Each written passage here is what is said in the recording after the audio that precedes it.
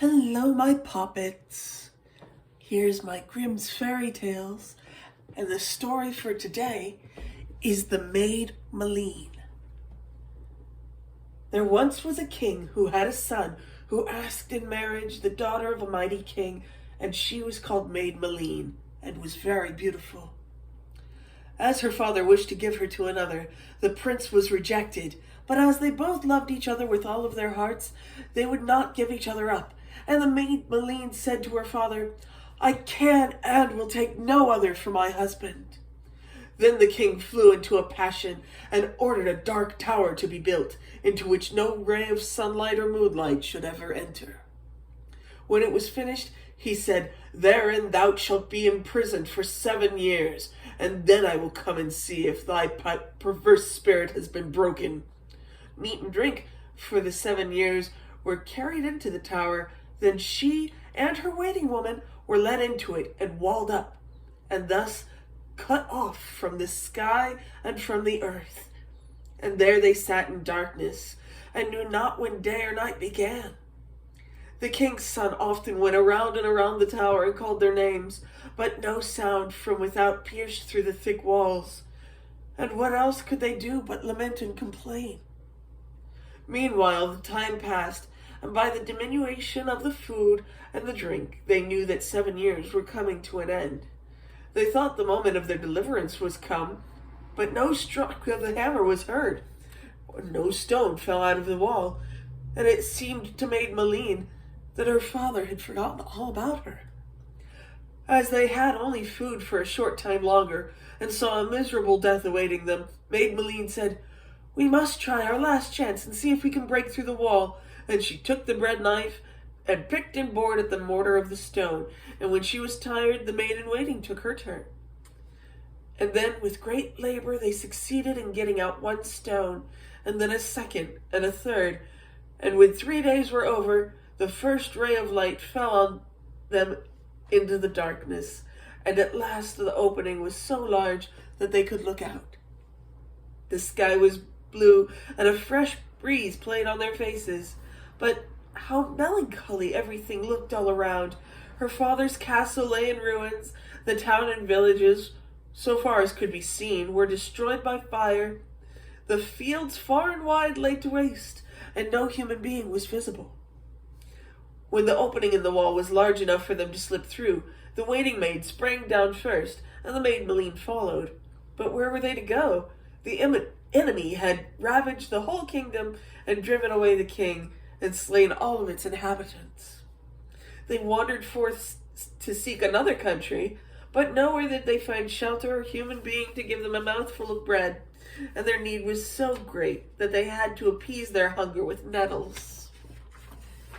When after a long journey they had come to another country, and they decided they had tried to get work everywhere, but wherever they knocked they were turned away, and no one would have any pity on them. At last they arrived to a large city and went to the royal palace. They were ordered to go away, but at last the cook said that they might stay in the kitchen and be scullions. I read scallions, and I'm like, no, don't. But anyway,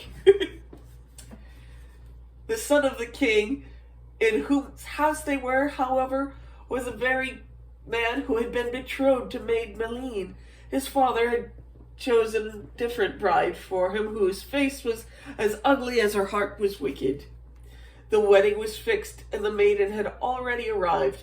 Because of her ugliness, however, she had shut herself in her room and allowed no one to see her, and the maid Maileen had to take her meals from the kitchen.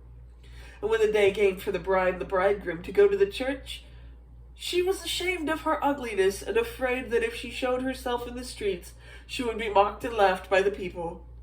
Then she said to the maid Maileen, "A great piece of luck has befallen thee. I have sprained my foot and cannot well walk through the streets.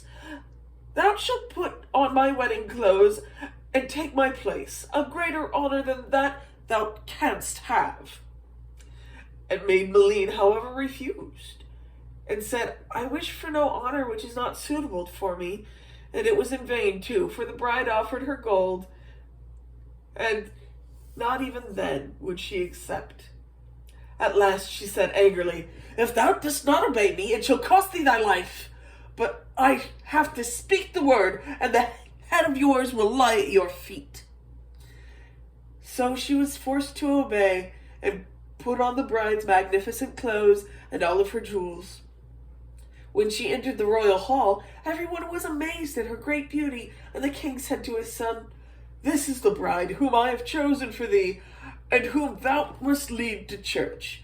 And the bridegroom was astonished, and thought, "She is like my maid Maileen, and I should believe that it was she herself, but she has long been shut up in the tower, or dead." And so he took her by the hand, and led her to the church. On the way there was a little nettle plant, and she said, "Oh, nettle plant, what dost thou here alone?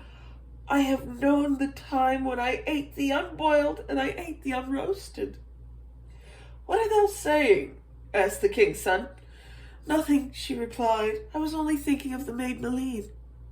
He was surprised that she'd known about her, but kept his silence. And when they came to the foot of the plank in the churchyard, she said, "Footbridge, do not break. I am not the true bride." "What art thou saying?" asked the king's son. "Nothing," she replied. "I was only thinking of the maid Maileen." "Dost thou know maid Maileen?" "No," she answered. "How should I know her? I've only heard of her." When they came to the church door, she said once more, "Church door, break not. I'm not the true bride." "What art thou saying there?" he asked. "Ah," she answered, "I was only thinking of the maid Maileen." And then he took out a precious chain and put it around her neck and fastened the clasp. Thereupon they entered the church, and the priest joined their hands before the altar and married them. He led her home, but she did not speak a single word the whole way. And when they got back to the royal palace, she hurried to the bride's chamber and put off the magnificent clothes and jewels, and dressed herself in the gray gown, and kept nothing but the jewel on her neck, which she had received from the bridegroom. When the night came, and the bride was to be led into the prince's apartment, she let a veil fall over her face, that he might not observe the deception.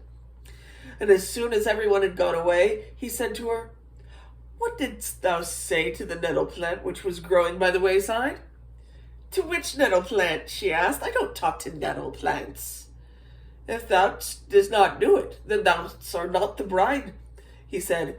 And so she bethought herself, and said, "I must go unto my maid, who keeps my thoughts for me."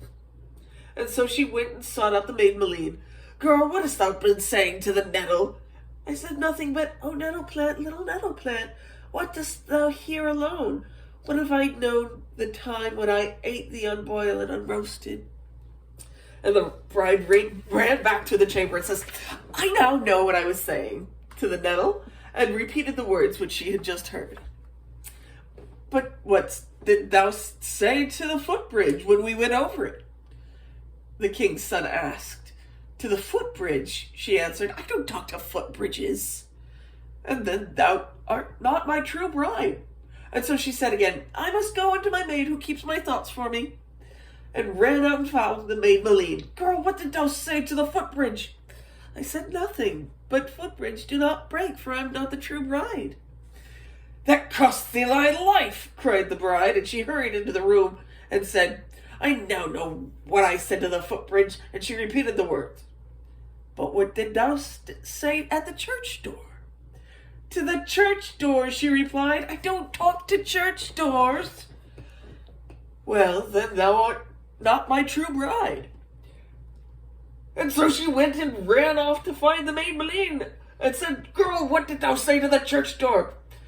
"I said nothing but, church door, break not. I'm not the true bride." "That will break thy neck for thee," cried the bride, and flew into a terrible passion. But as she hastened back to the room and said, "I know now what words I said to the church door," and she repeated the words, "But where hast the jewel which I gave thee?" "And what jewel?" she answered. "Thou didst not give me any jewel. I put it myself around thy neck, and I myself fastened it. If thou dost not know that, thou art not the true bride." He drew the veil from her face, and when he saw her immeasurable ugliness, he sprang back terrified. How comest thou here? Who art thou? I am thy betrothed bride, but because I feared lest the people would mock me, I commanded the scullery maid to dress herself in my clothes and go to the church instead of me. Where's the girl? He said. I want to see her. Go bring her here. And she went out, and said that the servants must take the scullery maid, who was an impostor, and drag her out into the courtyard and strike off her head. The servants laid hold of Maid Maileen and wanted to drag her out, but she screamed so loudly for help that the king's son heard her voice out of his chamber and ordered them to set the maiden free instantly. Lights were brought, and he saw the gold chain on her neck, which he had given her at the church door. Thou art my true bride, he said, who went with me to the church. Come with me now to my room. And when they were both alone, he said, On the way to the church door, thou didst name Maid Maileen, who was my betrothed bride, and if I could believe it possible, I should think that she was standing here before me. Thou art like her in every respect. She answered, I am the Maid Maileen, for who thy sake was imprisoned for 7 years in the darkness, who suffered hunger and thirst, and has lived so long in want and poverty. Today, however, the sun is shining on me once more. I was married to thee in the church, and I am thy lawful wife. And they kissed each other and were happily wed all the days of their lives. The false bride was rewarded for what she had done by having her head off. The tower in which Maid Maileen had been imprisoned remained standing for a long time, and when children passed by, they sang, Cling, clang, Gloria, who sits within the tower? A king's daughter she sits within. The sight of her I cannot win. The wall, it will not break, and the stone cannot be pierced. Little Hans, with your coat so gay, follow me as fast as you may. So, here we have, again, of course, ugliness and wickedness being compared, which is hardly fair. But they went ahead and had her be as deceptive and awful as she possibly could be. And nobody at all thought of Maid Maileen's handmaiden, who got locked up for no reason and would presumably still be a scullery maid. I kind of want something better for handmaidens, I gotta say. But, this is one of the ones where Prince and Princess did in fact meet happily ever after and were actually in love. So I kind of like that.